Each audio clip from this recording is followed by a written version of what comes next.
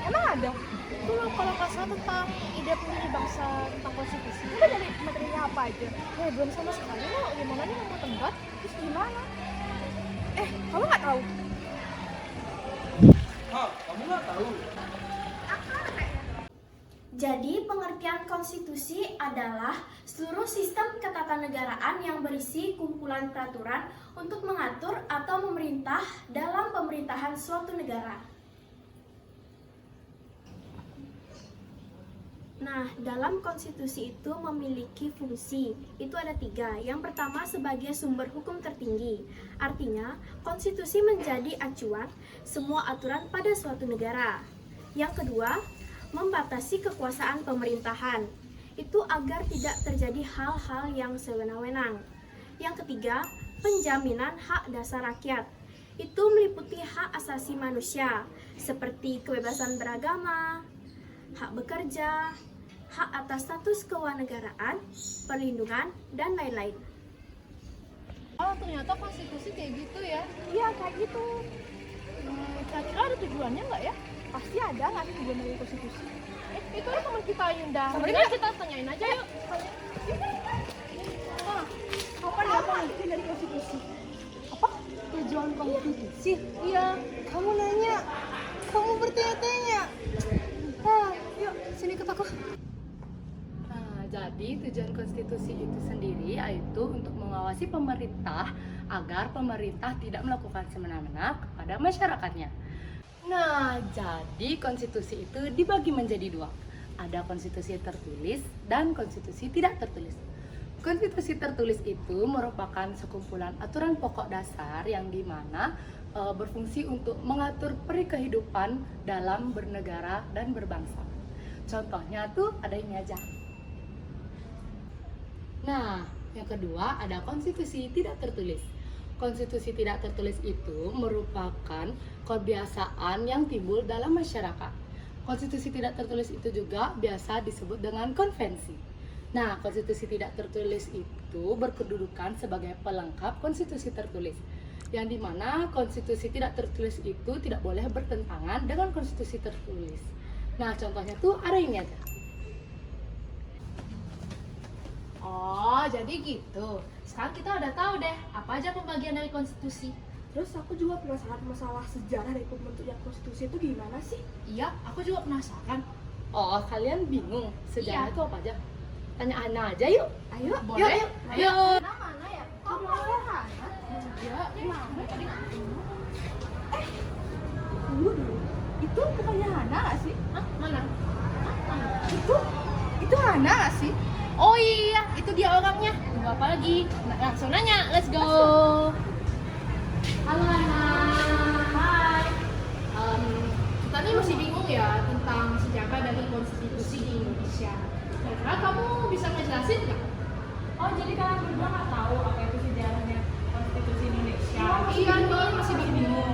Yuk duduk dulu, aku jelasin nih ya. Thank you. Sejarah konstitusi Indonesia dimulai pada tahun 1945 ketika Proklamasi Kemerdekaan Indonesia diumumkan pada tanggal 17 Agustus oleh Soekarno dan Muhammad Hatta. Pada tanggal 18 Agustus 1945 dibentuk Panitia 9 yang bertugas menyusun naskah konstitusi. Proses penyusunan konstitusi berlangsung hingga 18 Agustus 1945 ketika diadakannya sidang PPKI atau Panitia Persiapan Kemerdekaan Indonesia. Pada tanggal tersebut disepakati naskah proklamasi 17 Agustus 1945 menjadi Undang-Undang Dasar secara sementara. Setelah itu, UUD 1945 mengalami beberapa perubahan melalui proses amandemen. Amandemen pertama dilakukan pada tahun 1999, diikuti oleh amandemen kedua tahun 2000 dan amandemen ketiga pada tahun 2001. Amandemen ini bertujuan untuk mengubah berbagai ketentuan dalam UUD 1945 guna memperkuat sistem demokrasi dan mengakomodasi tuntunan perkembangan zaman. Nah, jadi gini loh sejarahnya. Kalian udah ngerti kan? Oh, jadi gitu sejarah dari konstitusi di Indonesia. Paham, aku paham.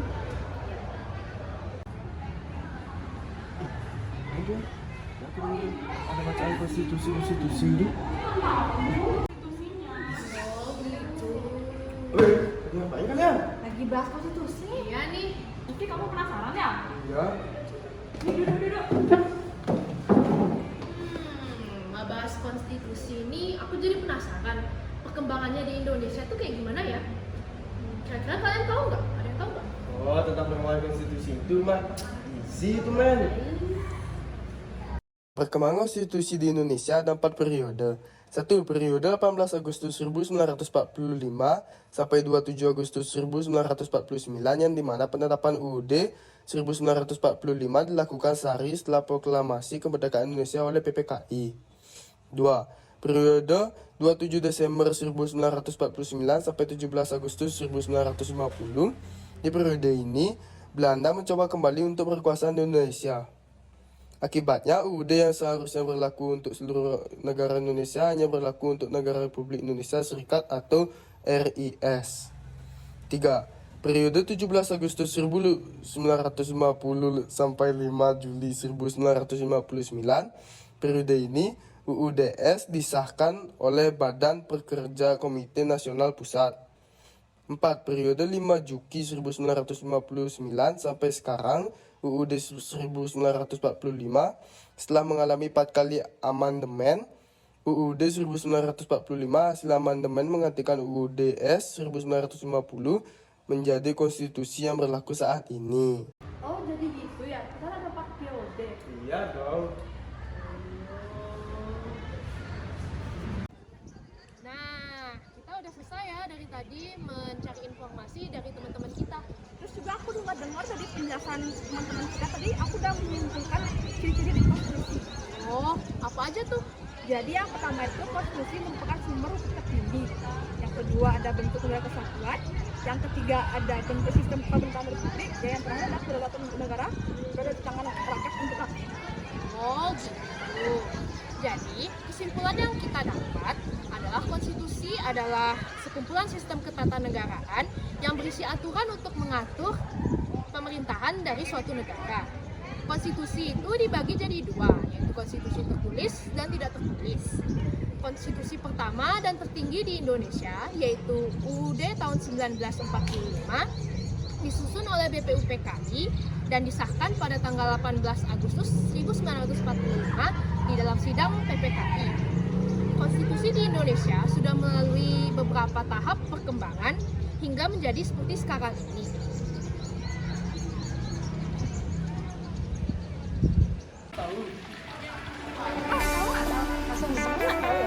Enggak. Udah, ikut aku yuk. Enggak usah dikata tadi kan tujuan itu